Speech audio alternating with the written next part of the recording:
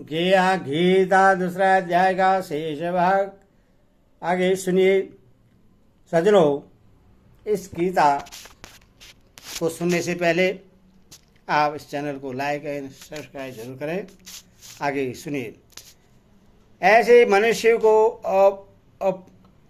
अभी पश्चात विवेकहीन कहने का क्या भाव है? जिनको उनको विवेकहीन कहकर भगवान ने यह भाव दिखलाया है कि यदि वे सत्य वस्तु का विवेचन करके अपने कर्तव्य का निश्चय करते हों तो इस प्रकार भोगों में नहीं फंसते। अतएव मनुष्य को विवेक पूर्वक अपने कर्तव्य का निश्चय करना चाहिए। विशेषणों से यह भाव दिखलाया गया है कि वे अपने को पंडित मानने वाले मनुष्य जो दूसरों को ऐसा कहा करते हैं कि स्वर्ग के भोग से बढ़कर अन्य कुछ है ही नहीं, तथा जन्म रूप कर्म फल देने वाली जिस वेद वाणी का वे वर्णन करते हैं वही वाणी उनके और उनका उपदेश सुनने वालों के चित्त का अपहरण करने वाली होती है। विशेष क्षण से यह भाव दिखलाया है कि उस वाणी में यदि भी वास्तव में विशेष महत्व नहीं है, वह नाशवान भोगों के नाम मात्र क्षणिक सुख का ही वर्णन करती है, तथा भी वह टेसु के फूल की भांति ऊपर से बड़ी रमणीय और सुंदर होती है। इस कारण सांसारिक मनुष्य उसके प्रलोभन में पड़ जाते हैं।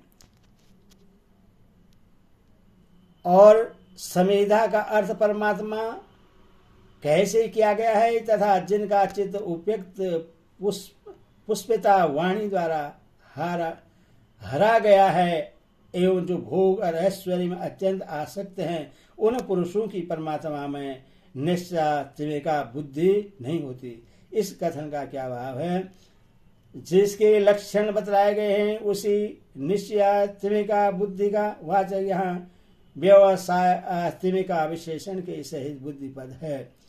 इस व्युत्पत्ति के अनुसार यहाँ समेधा का अर्थ परमात्मा किया गया है तथा उपयुक्त वाक्य से यहाँ यह भाव दिखला है कि उन मनुष्य का चित्त भोग और ऐश्वर्य में आसक्त रहने के कारण हर समय अत्यंत चंचल रहता है और वे अत्यंत स्वार्थपरायण होते हैं। अतएव उनकी परमात्मा में अटल और स्थिर निश्चय वाली बुद्धि नहीं होती।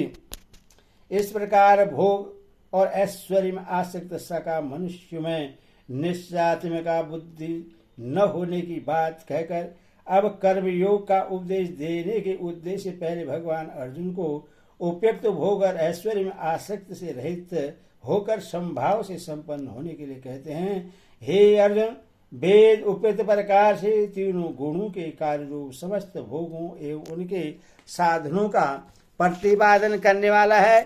इसीलिए तो उन भोगों एवं उनके साधनों में आसक्तिहीन हर्ष शोकादि द्वंद्व से रहित नित्य वस्तु परमात्मा में स्थित योग स्वयं को न चाहने वाला और स्वाधीन अंतकरण वाला हो।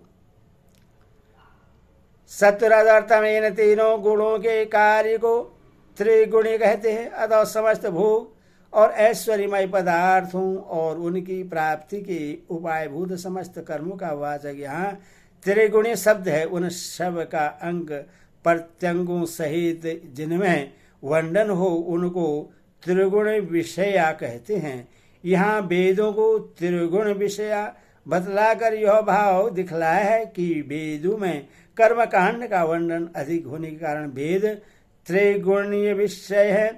निस्त्रिगुणीय होना क्या है? तीनों गुणों के कार्यों इस लोक और परलोक के समस्त भोगों में तथा उनके साधन भूत समस्त कर्मों में ममता आसक्ति और कामना से सर्वदा रहित हो जाना ही निस्त्रिय गुणीय होना है। यहाँ स्वरूप से समस्त कर्म का त्याग कर देना निस्त्रिय गुणीय होना नहीं है, क्योंकि स्वरूप से समस्त कर्मों का और समस्त विषयों का त्याग कोई भी मनुष्य नहीं कर सकता। यह शरीर भी तो तीनों गुणों का ही कार्य है जिसका त्याग बनता ही नहीं। इसीलिए यही समझना चाहिए कि शरीर में और उसके द्वारा किए जाने वाले कर्म में और उनके फल रूप समस्त भोगों में अहंता ममता आसक्ति और कामना से रहित होना ही यहाँ निष्क्रिय गुण अर्थात तीनों गुणों के कार्य से रहित होना है। दंत किनको कहते हैं और उनसे रहित होना क्या है? सुख दुख लाभ हानि कीर्ति अकीर्ति मान अपमान अनुकूल प्रतिकूल आदि परम्पर विरोधी युगम पदार्थों का नाम दंत है और इन सबके संयोग वियोग में सदा ही सम रहना, इनके द्वारा विचलित या मोहित न किया जाना अर्थात हर शोक राग देश आदि से रहित रहना ही इनसे रहित होना है। सच्चिदानंद घन परमात्मा ही नित्य सत्य सत्य वस्तु है। अतएव नित्य अविनाशी सर्वज्ञ परम पुरुष परमेश्वर के स्वरूप का नित्य निरंतर चिंतन करते हुए उनमें अटल भाव से स्थित रहना ही नित्य वस्तु में स्थित होना है। नित्य सत्व सदह का अर्थ यदि निरंतर सत्य गुण में स्थित होना मान लिया जाए तो क्या हानि है? ऐसा अर्थ भी बन सकता है, इसमें हानि की कोई बात नहीं है, किंतु उपयुक्त अर्थ में और भी अच्छा भाव है, क्योंकि कर्म योग का अंतिम परिणाम समस्त गुणों से अतीत होकर परमात्मा को प्राप्त कर लेना कहा गया है। योग क्षेम किसको कहते हैं और अर्जुन को निर्योग क्षेम होने के लिए कहने का क्या भाव है? अप्राप्त वस्तु की प्राप्ति को योग कहते हैं और प्राप्त वस्तु की रक्षा का नाम सेम है। संसारिक भोगों की कामना का त्याग कर देने के बाद भी शरीर निर्वाह के लिए मनुष्य की योग क्षेम वासना रहा करती है। अतएव उस वासना का भी सर्वदा त्याग कराने के लिए यहाँ अर्जुन को नियोग क्षेम होने को कहा गया है। अभिप्राय यह है कि तुम ममता और आसक्ति से सर्वदा रहित हो जाओ। किसी भी वस्तु की प्राप्ति या रक्षा को चाहने वाले मत बनो। इंद्रियों के सहित अंतकरण और शरीर का वाचक यहाँ आत्मा पद है। मन बुद्धि और इंद्रियां जब तक मनुष्य के बस में नहीं हो जाते, उसके अपने नहीं बन जाते, उसके शत्रु बने रहते हैं, तब तक वह आत्मान नहीं है। अतएव जिसने अपने मन बुद्धि और समस्त इंद्रियों को भली भांति बस में कर लिया है, उसको आत्मान यानी आत्मा वाला कहना चाहिए। जिसके मन बुद्धि और इंद्रियां बस में किए हुए नहीं है, उसको समतत्व योग का प्राप्त होना अत्यंत कठिन है, और जिसकी मन बुद्धि और इंद्रियां बस में हैं, वह साधन करने से सहज में ही समतत्व योग को पा सकता है। इसीलिए भगवान ने यहाँ अर्जुन को आत्मान होने के लिए कहा है। सब ओर से परिपूर्ण जलाशय के प्राप्त हो जाने पर छोटे जलाशय में मनुष्य का जितना प्रयोजन रहता है, ब्रह्मा को तत्व से जानने वाला ब्राह्मण का समस्त वेद में उतना ही प्रयोजन रह जाता है। इस श्लोक में जलाशय के दृष्टांत से क्या बात कही गई है?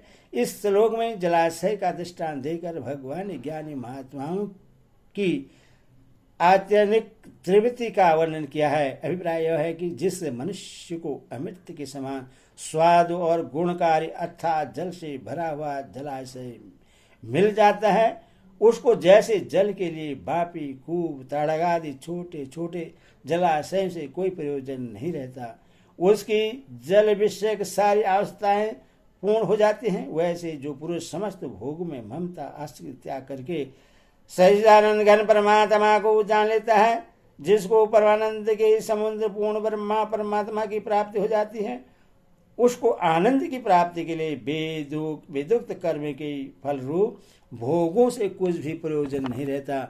वो सर्वदा पूर्ण काम और नित्य तृप्त हो जाता है। अथवा ऐसी स्थिति की प्राप्ति के लिए मनुष्य को वेदोक्त कर्म के फलस्वरूप भोगों में ममता आसक्ति और कामना का सर्वदा त्याग करके पूर्णतः निष्क्रिय गुण हो जाना चाहिए। सब ओर से परिपूर्ण जलाशय में मनुष्य को जितने जल का प्रयोजन होता है, उतना जल वह ले लेता है। उसी प्रकार ब्रह्मा को जानने वाला ज्ञानी पुरुष अपने प्रयोजन के अनुसार वेदों के अंश को ले लेता है। ऐसा अर्थ मानने में क्या आपत्ति है? ऐसा अर्थ भी बन सकता है, इसमें संदेह, इसमें कोई हानि की बात नहीं, किंतु उपयुक्त अर्थ का भाव और भी सुंदर है, क्योंकि ब्रह्मा को प्राप्त हुआ ज्ञानी पुरुष का संसार में कोई प्रयोजन नहीं रहता। इस प्रकार समबुद्धि रूप कर्मयोग का और उसके फल का महत्व बतलाकर अब 2 श्लोकों में भगवान कर्मयोग का स्वरूप बतलाते हुए अर्जुन को कर्मयोग में स्थित होकर कर्म करने के लिए कहते हैं। हरि ओम तत्सत।